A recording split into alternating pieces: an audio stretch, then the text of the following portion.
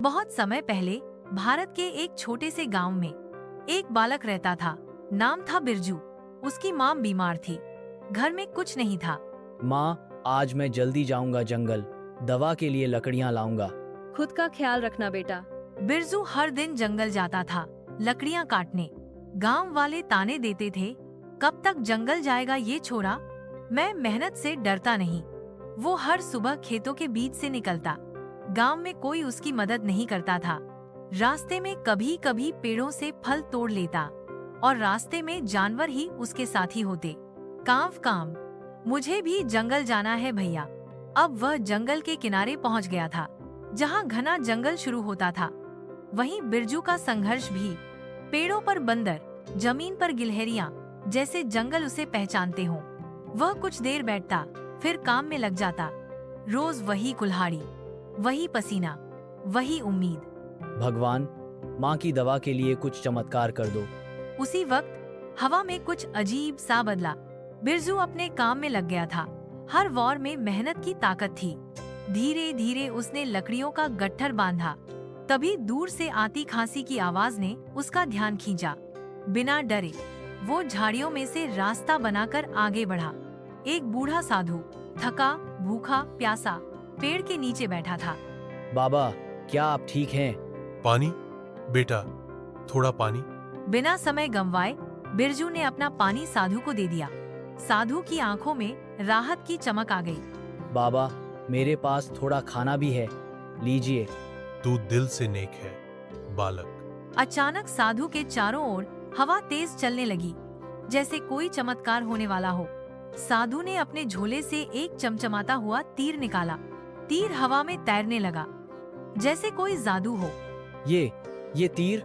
यह है जादुई तीर, पर इसकी ताकत ऐसे ही नहीं मिलेगी। साधु अब साधारण नहीं लग रहा था, वो कोई दिव्य आत्मा था। तू इसे तभी इस्तेमाल कर पाएगा जब 3 परीक्षाएं पास करेगा। मैं तैयार हूँ बाबा, आप बताइए। साधु हवा में विलीन हो गया, पर तीर वहीं जमीन पर चमक रहा था। बिरजू ने तीर उठाया और चारों ओर की हवा जैसे थम गई। तीर अचानक हवा में तैरा और पहाड़ी की ओर इशारा करने लगा। बिना हिचकिचाए बिरजू उसके पीछे पीछे चल पड़ा। रास्ता एक रहस्यमयी गुफा की ओर जाता था, जिसकी दीवारें धुंध से ढकी थीं। अंदर से हल्की सुनहरी रोशनी आ रही थी। ये जगह कुछ अजीब है। अंदर का दृश्य देखकर उसकी आंखें फटी रह गईं। सोने के सिक्के, रत्न और कीमती तख्त, जैसे खजाने का साम्राज्य। तभी एक सुनहरी मूर्ति से आवाज आई, ये सब तेरा हो सकता है। लालच की परछाई अब उसके मन में प्रवेश कर चुकी थी। अगर ये ले लूं तो माँ की सारी तकलीफ खत्म। उसके हाथ सिक्कों की ओर बढ़े, पर कुछ रोकने लगा। बेटा, क्या ये सही है? नहीं, ये मेरा रास्ता नहीं है। अगले ही पल खजाना बालू में बदल गया। गुफा हिलने लगी। उसने दौड़ लगाई और किसी तरह बाहर निकला। तीर फिर सामने आया और अब पहले से ज्यादा चमक रहा था, जैसे उसने पहली परीक्षा पार कर ली हो। मैं पास हो गया। लेकिन सफर अभी बाकी था। अगली परीक्षा उसका इंतजार कर रही थी। तीर अब बिरजू को जंगल के और भीतर ले जा रहा था, जहां अंधेरा और सन्नाटा था। हर पेड़ जैसे कुछ कह रहा हो, हर शाख जैसे कोई साया हो। आवाजें गूंजने लगी, उल्लू, भेड़िए और टूटती पत्तियां। डरूंगा नहीं, माँ के लिए सब करूंगा। तभी एक छोटी सी खुली जगह आई। चांदनी उसके बीच चमक रही थी। वहाँ एक नन्हा सफेद खरगोश बैठा था, शांत, मासूम। और तभी एक भयानक काला नाग जमीन से निकलकर उसके पास पहुंचा। बिरजू कांप गया। ऐसा नाग उसने कभी नहीं देखा था। नाग फुफकारने लगा, खरगोश की ओर झपटा मारने वाला था, पर वो नन्हा खरगोश हिला भी नहीं, बस चुपचाप देखता रहा। अगर कुछ ना किया तो ये मारा जाएगा। उसने डरते डरते पास की लकड़ी उठाई। उसके कदम थरथरा रहे थे, पर वो आगे बढ़ा। नाग ने अचानक बिरजू की ओर फुफकारा। मैं डरूंगा नहीं, नहीं। नाग ने हमला किया और बिरजू ने आंखें बंद कर लीं, पर कुछ नहीं हुआ। चारों ओर सन्नाटा छा गया। नाग और खरगोश दोनों सुनहरी धूल में बदल गए।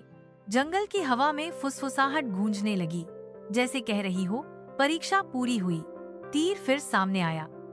अब उसमें हरे रंग की चमक थी। मैं जीत गया। तूने अपने डर को हराया। तू योग्य है। तीर अब उसके साथ चलने वाला साथी बन चुका था। अंधेरा हटने लगा, जैसे जंगल ने उसे अपना मान लिया हो। अब उसके कदमों में हिचक नहीं थी। पानी में तीर की चमक जैसे उसे मंजिल दिखा रही हो। आगे एक पत्थर का खंभा मिला, जिस पर राज चिन्ह बना था। कुछ खास था उस निशान में। जमीन हल्की सी कांपी और एक गुप्त रास्ता खुल गया और तीर उस सुरंग में चला गया। बिरजू अब बिना डरे उसके पीछे। सुरंग में कदम रखते ही दीवारों पर मशाल खुद जल उठी। दीवारों पर पुराने चित्र और रहस्यमयी शिलालेख बने थे। ये तो किसी महल जैसी जगह लगती है। सामने एक गोल कक्ष था, संगमरमर की जमीन और ऊंचा गुंबद। अचानक दो सिंहासन प्रकट हुए, एक काला, एक सफेद। उनके बीच एक आईना चमकने लगा। अपना स्थान चुनो और सच्चाई का सामना करो। उसने दोनों सिंहासनों को देखा, एक चमकता हुआ, दूसरा धुंधला।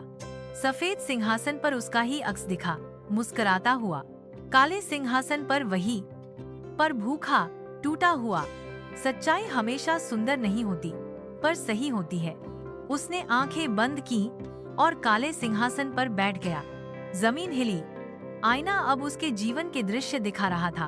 एक दृश्य, छोटा बिरजू फल चुराता है, फिर वही बिरजू घायल चिड़िया की देखभाल करता है, फिर वो एक बार माँ से खाना छिपाता है, और वो किसी गरीब को अपनी चादर देता है।